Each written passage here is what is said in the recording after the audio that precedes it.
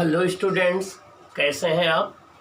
Very good students, आपको लगातार आगे बढ़ते रहना है। आपको अपने अपने गोल डिसाइड कर लेने हैं। आपको आपका 1 ईयर का गोल क्या है, 2 इयर्स का गोल क्या है, मीन्स 1 ईयर में आप क्या बनना चाहते हैं, 2 इयर्स में क्या हासिल करना चाहते हैं, 3 इयर्स में क्या हासिल करना चाहते हैं, लाइफ टाइम का आपका क्या गोल है, पूरे लाइफ में आप क्या बनना चाहते हैं। और आपको अपने उस गोल के अकॉर्डिंग ही आगे बढ़ना है। जैसे आप में से कुछ लोगों को बैंक मैनेजर बनना है तो बैंक पीओ की तैयारी करेंगे। आप में से कुछ लोगों को आर्मी ऑफिसर बनना है तो वो आर्मी ऑफिसर की प्रिपरेशन करेंगे। आप में से कुछ लोगों को एनडीए में जाना है, वो एनडीए की प्रिपरेशन करेंगे। आप में से कुछ लोगों को फैशन डिजाइनर बनना है तो फैशन डिजाइनर की तैयारी करेंगे। आप लोगों में से कुछ को कंप्यूटर साइंस इंजीनियर बनना है तो कंप्यूटर साइंस की प्रिपरेशन करेंगे। मीन्स आप में से कुछ लोगों को टीचर या प्रोफेसर बनना है तो टीचर या प्रोफेसर की तैयारी करेंगे। आप में से कुछ लोगों को यूनिवर्सिटी का प्रोफेसर बनना है, कुछ लोगों को प्राइमरी का टीचर बनना है, कुछ लोगों को गवर्नमेंट टीचर बनना है, उसके अकॉर्डिंग प्रिपरेशन करेंगे। तो जो भी आपका गोल है, जो भी आपकी मंजिल है, जहां भी आप पहुंचना चाहते हैं लाइफ में, जो भी बनना चाहते हैं, उस गोल के अकॉर्डिंग आपको अभी से अपना डिसाइड कर लेना होगा। आपको अभी से अपनी प्रिपरेशन, अपनी एकेडमिक पढ़ाई प्लस अपने गोल की पढ़ाई दोनों को ध्यान से करना होगा, जिससे आप 10+2 पहुँचते पहुँचते अपने लक्ष्य को, अपने गोल को, अपने टारगेट को हासिल कर लें। ओके डियर स्टूडेंट्स, प्यारे बच्चों, इसके प्रीवियस चैप्टर में हमने आपको एक लैब एक्टिविटी का डिस्कशन किया था, जिसमें हमने आपको किसी सॉलिड ऑब्जेक्ट की डेंसिटी फाइंड आउट करना सिखाया था। Density equal to mass upon volume से हमने उसके मास को एयर में मेजर किया था और फिर उसके वॉल्यूम को मेजर किया था लिक्विड में इमर्ज करके, जितना लिक्विड उसने डिस्प्लेस किया वो मेजर किया था। और density equal to mass upon volume से डिवाइड करके हमने डेंसिटी फाइंड आउट की थी। उसकी SI unit kilogram per metre cube है, CGS unit gram per centimetre cube है। आज हम एक लैब एक्टिविटी डिस्कस करेंगे जिसमें आपको आर्किमिडीज प्रिंसिपल की कॉन्सेप्ट देखने को मिलेगी कि किसी भी बॉडी को लिक्विड में इमर्ज्ड करते हो आप, चाहे वो पार्शियली या कंप्लीटली, मीन्स चाहे थोड़ा डुबो चाहे पूरा डुबो दे, तो वो हल्की महसूस होती है, लाइटर महसूस होती है। तो वो किसी लिक्विड में डुबोने पर जो हल्की महसूस होती है, उसके वेट में जो अपरेंट लॉस होता है वो कितना होता है, वो किस बात पर डिपेंड करता है।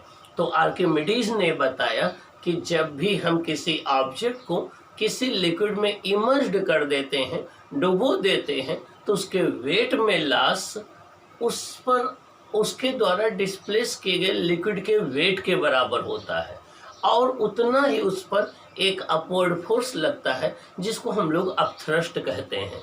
तो आज आप फ्रेश वाटर में और आप साल्टी वाटर में ये कॉन्सेप्ट सीखेंगे।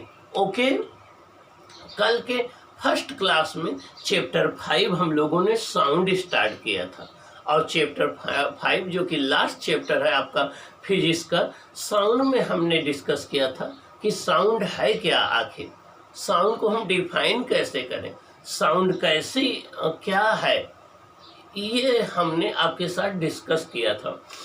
हमने आपको ये बताया था कि साउंड एक एनर्जी का फॉर्म है, साउंड एक एनर्जी का फॉर्म है और जिसकी वजह से हमारे ईयर में सेंसेशन ऑफ हियरिंग प्रोड्यूस होती है। तो हमने आपको बताया था कि sound is a form of energy that produces the sensation of hearing into our ear. Means sound energy का एक फॉर्म है जो हमारे ईयर में हियरिंग प्रोड्यूस करता है, जिससे हम सुन पाते हैं।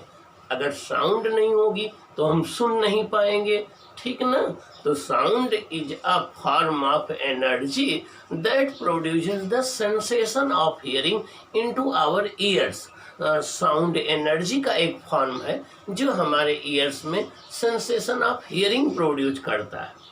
ओके, अगली बात हमने आपके साथ ही डिस्कस किया था कि साउंड प्रोड्यूस्ड जब भी होती है तो वो एक वाइब्रेटिंग ऑब्जेक्ट के द्वारा प्रोड्यूस होती है। जब भी कोई ऑब्जेक्ट वाइब्रेट करती है तो वो साउंड प्रोड्यूस करती है, वो साउंड प्रोड्यूस करती है। अगली बात हमने आपको ये बताया था कि जो भी ऑब्जेक्ट साउंड प्रोड्यूस कर रही है उसे हम सोर्स ऑफ साउंड कहते हैं, और जो उसको सुन रहा होता है उसे हम लिसनर कहते हैं। क्या कहते हैं? लिसनर कहते हैं। तो एक हो गया सोर्स ऑफ साउंड, एक हो गया लिसनर, उसको सुनने वाला। अब सोर्स ऑफ साउंड से लेकर के जहाँ साउंड प्रोड्यूस की जा रही है और उसको सुनने वाला जहाँ पर है, उसके बीच में जो भी मटेरियल है, जो भी आपका सब्सटेंस है, जो भी मैटर प्रेजेंट है, जिनसे हो करके वो वेव जा रही है, उसे हम जो है मीडियम बोलते हैं। क्या बोलते हैं? मीडियम बोलते हैं। तो मैंने बताया था कि द मैटर और द सब्सटेंस और the material present between the sound source and listener through which the sound travels is called medium. उसे हम क्या बोलते हैं? मीडियम बोलते हैं। मैंने आपको बताया था ये मीडियम एयर हो सकता है, मीन्स गैसियस मीडियम हो सकता है, ये मीडियम लिक्विड हो सकता है, मीन्स वाटर हो सकता है, ये मीडियम गैस हो सकता है, मीन्स एयर हो सकता है, जिसके थ्रू साउंड ट्रेवल करती है। तो ये आपके मीडियम कहलाते हैं, मीडियम जिसके थ्रू जो है वो वेव ट्रेवल करती है। अगली बात हमने आपको बताया था कि साउंड एक वेव है। अब आप सोच रहे होंगे वेव क्या है? मान लीजिए एक तालाब है, तालाब में पानी भरा हुआ है, एक पॉन्ड है, पॉन्ड में वाटर भरा हुआ है और वाटर बिल्कुल स्टिल में है, मीन्स अपने शांत कॉम पोजीशन में, शांत है बिल्कुल। आपने उसमें एक उठा के स्टोन फेंक दिया, जो आपने स्टोन उठा के फेंक दिया तो आपने डिस्टर्ब किया वाटर को, आपने वाटर को डिस्टर्ब किया, आपने एनर्जी प्रोवाइड की स्टोन फेंक करके। और जब डिस्टर्ब आपने किया वाटर को तो उस वाटर में या पॉन्ड में एक डिस्टर्बेंस प्रोड्यूस हुआ। क्या हुआ? डिस्टर्बेंस प्रोड्यूस हुआ। तो जो डिस्टर्बेंस आपने प्रोड्यूस किया उसी को हम वेव कहेंगे। और जब वही डिस्टर्बेंस पॉन्ड में आगे बढ़ने लगता है, मूव करने लगता है, तो हम कहेंगे वेव मूव कर रही है, तो उसको वेव मोशन कहते हैं। तो जब भी किसी मीडियम में हम डिस्टर्बेंस क्रिएट करते हैं तो जो डिस्टर्बेंस प्रोड्यूस करते हैं किसी मीडियम में वो वेव कहलाती है। और वही डिस्टर्बेंस जब लगातार आगे मूव करते रहे तो उसे वेव मोशन कहते हैं। अगर आपने एक बार में डिस्टर्बेंस क्रिएट करके रोक दिया तो उसे हम पल्स बोलते हैं। और लगातार आप डिस्टर्बेंस क्रिएट करते रहे तो आपको एक वेव का एक डिस्टर्बेंस का पैटर्न मिल जाएगा, जिसे हम वेव ट्रेन बोलते हैं, जिसे हम वेव ट्रेन बोलते हैं या वेव बोलते हैं। तो मीन्स जब कंटिन्यूअस डिस्टर्बेंस को प्रोड्यूस किया जाता है मीडियम में तो एक वेव ट्रेन मिलती है हमें। वो वेव ट्रेन जब आगे बढ़ती है मीडियम में तो उसे वेव मोशन कहते हैं। तो किसी मीडियम में प्रोड्यूस्ड किए गए डिस्टर्बेंस को वेव कहते हैं, तथा वेव कंटिन्यूअसली वेव के प्रोड्यूस होने पर हमें एक वेव ट्रेन मिलता है, उस वेव ट्रेन के आगे बढ़ने को वेव मोशन कहते हैं। ओके, आइए अब हम आज इसके आगे कंटिन्यू करते हैं। आप बहुत अच्छे से सुनेंगे, आप सारा प्रिपेयर करेंगे, नोट बनाएंगे। आप ब्रिलियंट स्टूडेंट हैं, आपको आगे बढ़ना है, आपको अपनी मंजिल हासिल करनी है, ठीक है ना। आपको अपने माँ बाप का नाम रोशन करना है, आपको अच्छी ज़िंदगी जीनी है, तो आप ज़रूर अच्छे से पढ़ेंगे। आइए हम देखते हैं आगे इसके कंटिन्यूएशन में। प्रोपेगेशन ऑफ साउंड, मैंने बताया था कि जब भी कोई वेव कि साउंड एक वेव है, जब भी कोई वेव किसी मीडियम में आगे बढ़ रही हो या आगे ट्रेवल कर रही हो तो हम कहते हैं उसका प्रोपेगेशन हो रहा है। तो साउंड के किसी मीडियम में आगे बढ़ने को, आगे ट्रेवल करने को प्रोपेगेशन ऑफ साउंड कहते हैं।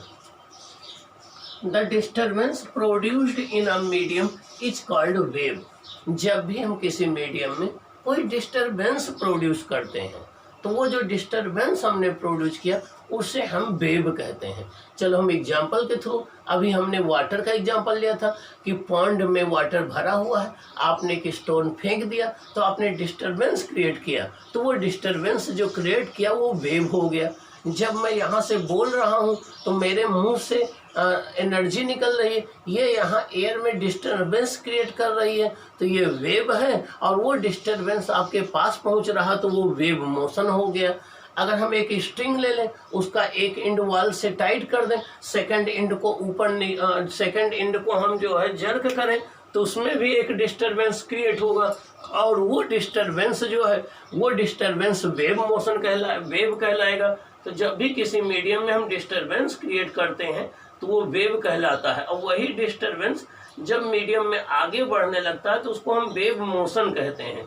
तो the disturbance produced in a medium is called wave and the propagation of the disturbance in the medium is called wave motion। जब भी किसी मीडियम में हम जो है डिस्टरबेंस क्रिएट करते हैं तो उसे वेव कहते हैं, और वही डिस्टरबेंस जब मीडियम में आगे बढ़ने लगे तो उसे वेव मोशन कहते हैं। वेव इज अ मोड और method of transfer of energy from one point of space to the other point. Wave is a mode or method of transfer of energy from one point of space to the other point। मतलब क्या हुआ, मैं बोल रहा हूँ तो मेरे मुंह से एनर्जी निकल रही है यहाँ से और आपके ईयर तक ये पहुँच रही है, तो ये क्या हो रहा है, ये वेव है। क्या है, वेव है। तो मेरी एनर्जी वेव के थ्रू आपके ईयर तक पहुँच रही है। मैं बोल रहा हूँ तो मेरी एनर्जी आपके थ्रू वेव के मेथड से आपके ईयर तक पहुंच रही है। तो ये क्या हुआ, एक मेथड हो गया क्या करने का, एनर्जी ट्रांसफर करने का। किससे, मेरे मुंह के पास से आपके ईयर तक।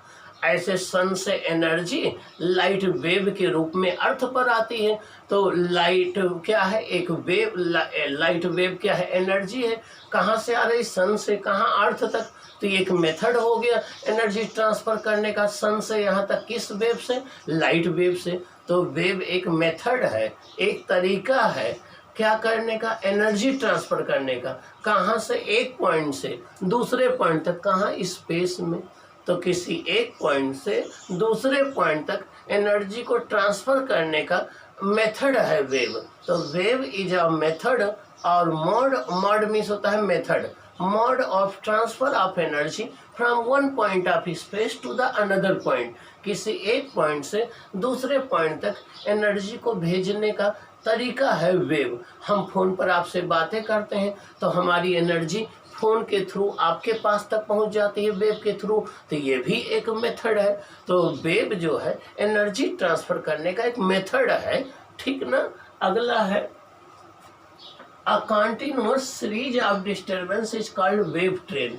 जब लगातार डिस्टर्बेंस किसी मीडियम में क्रिएट होता रहता है तो डिस्टर्बेंस का एक पैटर्न बन जाता है, तो उस पैटर्न को हम लोग जो है वेव ट्रेन कहते हैं। क्या कहते हैं, वेव ट्रेन कहते हैं। The motion of wave train is called wave motion. और जब भी कोई वेव पैटर्न या वेव ट्रेन मीडियम में आगे बढ़ता है तो उसी को वेव मोशन कहते हैं। क्या कहते हैं, वेव मोशन कहते हैं। Generally waves carry energy with them. जब भी वेव आगे बढ़ती हैं तो अपने साथ वो एनर्जी लेके चलती हैं, एनर्जी ट्रांसफर करती हैं। और नेक्स्ट पॉइंट, अब देखिए हम देखें कि वेव्स कितने टाइप की होती हैं, वेव्स को हम क्लासीफाई कैसे करें। तो पहला क्लासिफिकेशन हम करेंगे इस बेसिस पर कि क्या वेव के चलने के लिए क्या मीडियम की ज़रूरत है या नहीं है, क्या वो वैक्यूम में चल पाएंगी या मीडियम चाहिए उनके लिए। तो कुछ ऐसी वेव्स होती हैं जो बिना मीडियम के नहीं चल पाती हैं, उनके लिए मीडियम का होना ज़रूरी है। जिन वेव्स के लिए मीडियम का होना ज़रूरी होता है उन्हें हम मैकेनिकल वेव कहते हैं या उन्हें हम इलास्टिक वेव कहते हैं। तो चाहे मैकेनिकल वेव कहो या इलास्टिक वेव्स कहो, तो वह वेव्स जिनके प्रोपेगेट करने के लिए, जिनके चलने के लिए मीडियम की रिक्वायरमेंट होती है उन्हें हम मैकेनिकल वेव या इलास्टिक वेव्स कहते हैं। एग्जाम्पल क्या हुआ, वाटर के सरफेस पर जो वेव बनती हैं, किसी स्प्रिंग में जो वेव बनती हैं, किसी स्ट्रिंग में जो वेव बनती हैं, ठीक ना। साउंड वेव्स ये सब मीडियम की जरूरत में है। यहाँ साउंड एयर में होकर ट्रेवल करती है तो एयर मीडियम हो गया, स्प्रिंग में जब वेव प्रोड्यूस करते हो तो स्प्रिंग मीडियम हो गया, किसी डोरी में या स्ट्रिंग में जब वेव प्रोड्यूस करते हो तो स्ट्रिंग मीडियम हो गया। तो ये सब क्या है, मैकेनिकल वेव है। क्या है, मैकेनिकल वेव है। तो मैकेनिकल वेव वो वेव होती हैं जो बिना मीडियम के नहीं चल सकती, जिनके लिए मीडियम की रिक्वायरमेंट होती है, ठीक ना। साउंड वेव एक मैकेनिकल वेव है, इसके लिए मीडियम चाहिए। मून पर चले जाओगे तो वहाँ एटमॉस्फेयर नहीं है, वहाँ एयर मीडियम नहीं है, वहाँ आपको साउंड नहीं सुनाई पड़ेगी। वहाँ पर बम का एक्सप्लोजन होगा तो नहीं सुनाई पड़ेगा, वहाँ पर हम बातें नहीं कर सकते हैं क्योंकि वहाँ पर मीडियम नहीं है। और साउंड वेव के चलने के लिए मीडियम की रिक्वायरमेंट होती है। दूसरी ऐसी वेव्स होती हैं जिनके लिए किसी मीडियम की रिक्वायरमेंट नहीं होती है, वो वैक्यूम में भी जा सकती हैं, चाहे मीडियम हो या ना हो। उन्हें हम नॉन मैकेनिकल वेव कहते हैं या इलेक्ट्रोमैग्नेटिक वेव कहते हैं। तो चाहे आप नॉन मैकेनिकल वेव कहो चाहे इलेक्ट्रोमैग्नेटिक वेव कहो, एक ही बात है।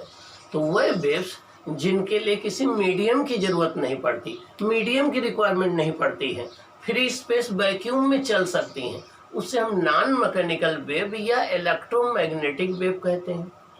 सन से अर्थ तक एनर्जी लाइट वेव के फॉर्म में आती है। अर्थ से 11 किलोमीटर के ऊपर चले जाओ तो एटमॉस्फेयर नेग्लिजिबल है, वैक्यूम में वो आती है। इसका मतलब लाइट वेव ऐसी वेव है जिसको चलने के लिए मीडियम की जरूरत नहीं पड़ती है। तो लाइट एक इलेक्ट्रोमैग्नेटिक वेव या नॉन मैकेनिकल वेव हो गई। ऐसे एक्स रेज हैं, गामा रेज हैं, रेडियो वेव्स हैं, माइक्रोवेव्स हैं, टेलीविज़न वेव्स हैं। ये जितनी वेव्स हैं आपकी, सबके लिए किसी आपको मीडियम की रिक्वायरमेंट नहीं पड़ती है, बिना मीडियम के भी ये चल सकती हैं। तो इन्हें हम नॉन मैकेनिकल वेव या इलेक्ट्रोमैग्नेटिक वेव कहते हैं। और जितनी इलेक्ट्रोमैग्नेटिक वेव्स होती हैं सब लाइट की स्पीड से चलती हैं वैक्यूम में, 3 × 10⁸ मीटर पर सेकंड से, 3 × 10⁸ मीटर पर सेकंड से। और इलेक्ट्रोमैग्नेटिक वेव्स की स्पीड वैक्यूम में मैक्सिमम होती है, वो लाइट की स्पीड के इक्वल होती है। बाकी और किसी मीडियम में उनकी स्पीड वैक्यूम से कम होती है। तो आइए हम देखते हैं types of waves. On the basis of requirement of the medium, waves can be classified as 2 types. Medium के रिक्वायरमेंट के बेसिस पर हम वेव्स को 2 टाइप में क्लासिफाई कर सकते हैं, मैकेनिकल वेव और इलास्टिक वेव। इनको मैकेनिकल वेव भी कहते हैं और इलास्टिक वेव्स भी कहते हैं। दूसरी नॉन मैकेनिकल वेव और इलेक्ट्रोमैग्नेटिक वेव्स। दूसरी आपकी नॉन मैकेनिकल वेव है, चाहे इनको हम इलेक्ट्रोमैग्नेटिक वेव्स भी कहते हैं, ठीक है ना। अब मैकेनिकल वेव क्या होती है, इनकी डिफिनेशन सुनिए। The waves that require a material medium for their propagation are called mechanical waves. वह वेव्स जिनके प्रोपेगेशन के लिए, जिनके ट्रेवल करने के लिए मटेरियल मीडियम की रिक्वायरमेंट होती है, बिना मीडियम के वो नहीं चल सकती हैं, उन्हें मैकेनिकल वेव कहते हैं। आइए इनके एग्जांपल देखते हैं। Sound wave in air mechanical wave है। Waves on the water surface mechanical wave है। Waves in a spring, spring में जो कोई वेव्स प्रोड्यूस होती है मैकेनिकल वेव है। Waves in a string, string में कोई वेव्स होती हैं तो वो मैकेनिकल वेव्स होती हैं। ये सब मैकेनिकल वेव्स के एग्जाम्पल है। ओके, आइए अब हम बात करते हैं नॉन मैकेनिकल वेव की। नॉन मैकेनिकल वेव का दूसरा नाम क्या है स्टूडेंट्स? Electromagnetic waves. क्या नाम है? Electromagnetic waves. तो देखिए, the waves that do not require any material medium for their propagation, means वह वेव्स जिनके प्रोपेगेट करने के लिए, जिनके आगे बढ़ने के लिए, जिनके चलने के लिए किसी मीडियम की रिक्वायरमेंट नहीं होती, वो वैक्यूम में भी चल सकती हैं, फ्री स्पेस में भी चल सकती हैं, उनको हम नॉन मैकेनिकल वेव कहते हैं। Are called propagation, are called, उनको हम जो है are called non mechanical wave. इनको हम नॉन मैकेनिकल वेव या इलेक्ट्रोमैग्नेटिक वेव कहते हैं। इनको हम नॉन मैकेनिकल वेव या इलेक्ट्रोमैग्नेटिक वेव कहते हैं। तो example, light waves, X rays, gamma rays, radio waves, microwaves, ये सब आपकी जो है वो नॉन मैकेनिकल वेव्स या इलेक्ट्रोमैग्नेटिक वेव है। All electromagnetic wave travel in vacuum और free space with equal to speed of light. जितनी भी आपकी इलेक्ट्रोमैग्नेटिक वेव होती हैं या नॉन मैकेनिकल वेव है, वो जब वैक्यूम या एयर में चलती हैं तो लाइट की स्पीड से चलती हैं। लाइट की स्पीड को हम लोग स्मॉल सी से डिनोट करते हैं। किससे? स्मॉल सी से डिनोट करते हैं। लाइट की स्पीड को हम लोग स्मॉल सी से डिनोट करते हैं। इसकी वैल्यू होती है 3 × 10⁸ मीटर पर सेकेंड। 3 × 10⁸ मीटर पर second. The speed of electromagnetic wave in vacuum is maximum equal to speed of light। जितनी इलेक्ट्रोमैग्नेटिक वेव्स होती हैं उनकी फ्री स्पेस या वैक्यूम में स्पीड मैक्सिमम होती है और they have speed smaller than c in any other medium. और बाकी किसी दूसरे मीडियम में आप बात करोगे तो इनकी स्पीड जो है वो इससे कम होती है। किसी मीडियम में जो होती है उनकी स्पीड लाइट की स्पीड से कम होती है। मान लीजिए वाटर में कोई इलेक्ट्रोमैग्नेटिक वेव चलेगी तो लाइट की स्पीड से कम स्पीड से चलेगी। मान लीजिए किसी जो है ग्लास के अंदर चलेगी तो कम चलेगी। तो एयर में इनकी स्पीड या वैक्यूम में इनकी स्पीड मैक्सिमम होती है, बाकी और इस मीडियम में इनकी स्पीड कम होती है। ओके, तो आपने देखा कि ये इलेक्ट्रोमैकेनिकल वेव्स क्या हैं, इलेक्ट्रोमैग्नेटिक वेव्स क्या हैं और इनकी स्पीड क्या होती है, ये आपने देख लिया। ठीक है ना? ओके, अब आगे हम लोग देखेंगे ये देखेंगे कि जब कोई वेव किसी मीडियम में चलती है तो कैसे वो प्रोपोगेट करती है। मीडियम के पार्टिकल कैसे अपने जगह पर वाइब्रेट करते हैं। क्या वो वेव के चलने की डायरेक्शन में वाइब्रेट करते हैं या वेव के चलने के परपेंडिकुलर वाइब्रेट करते हैं। तो अब हम देखेंगे कि मीडियम के पार्टिकल्स का वाइब्रेशन कैसा होता है। कल मैंने आपको बताया था कि जब भी कोई वेव किसी मीडियम में चलती है तो मीडियम के पार्टिकल वाइब्रेट करते हैं और वो अपने जगह पर वाइब्रेट करके रुक जाते हैं, एनर्जी को ट्रांसफ़र कर देते हैं। तो अब हम इसके बेसिस पर जो है वो क्लासीफाई करेंगे। ओके प्यारे बच्चों, आपको चैनल पर जाना है, सब्सक्राइब करना है, जिससे आपको जैसे हम वीडियो नया अपलोड करें आपके पास तक पहुंच जाए और आपके करियर को बनाने में आपकी हेल्प करें। ओके।